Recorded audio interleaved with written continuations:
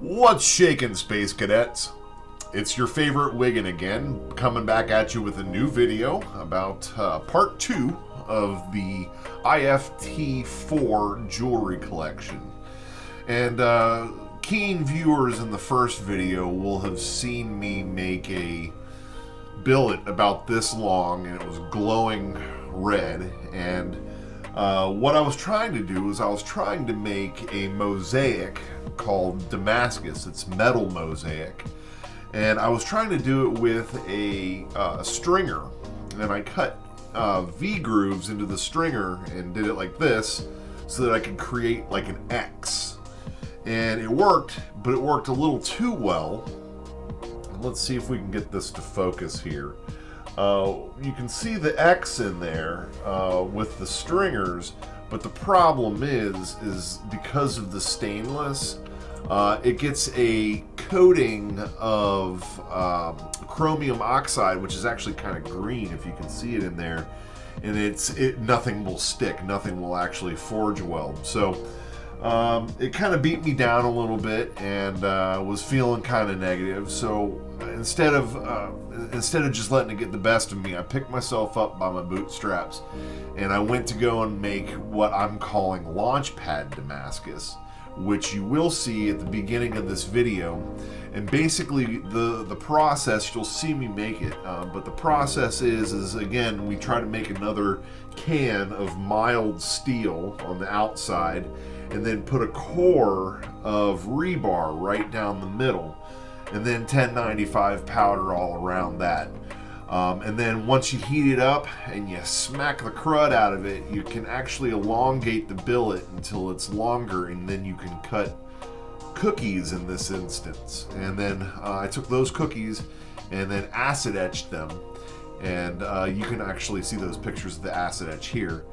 And what that created was this really interesting pendant that I made. So enjoy watching part 2 of the IFT4 jewelry making, and I'll jump in and narrate anything that needs clarification.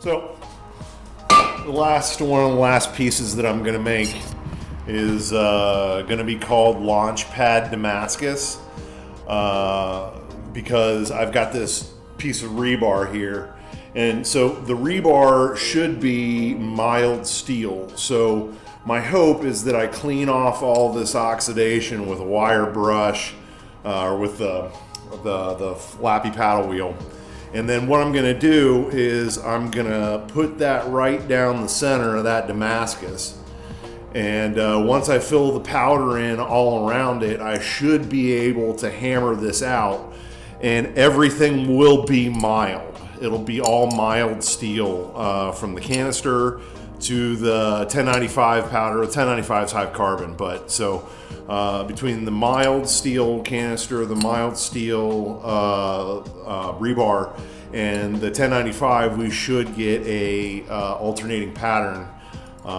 if you acid etch it. So the idea is that we're going to get this hammered out, and or we're going to get it put up into Damascus first, and then see if we can get it hammered out. All right, stay tuned.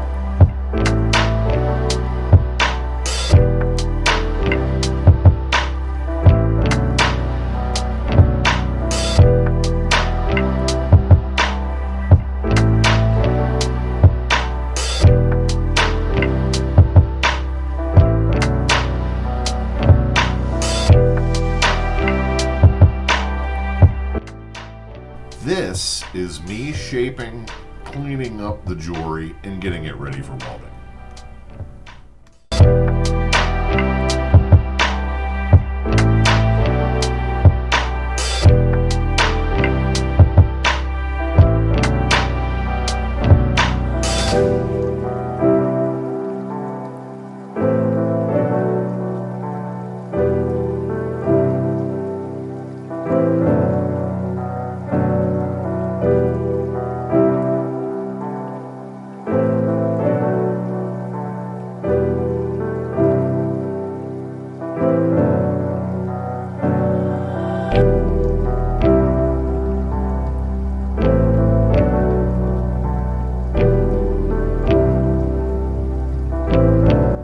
In this segment, you're going to see me drilling out the holes for the pendants and for the earrings, as well as doing some finish shaping with the flappy paddle on the angle grinder.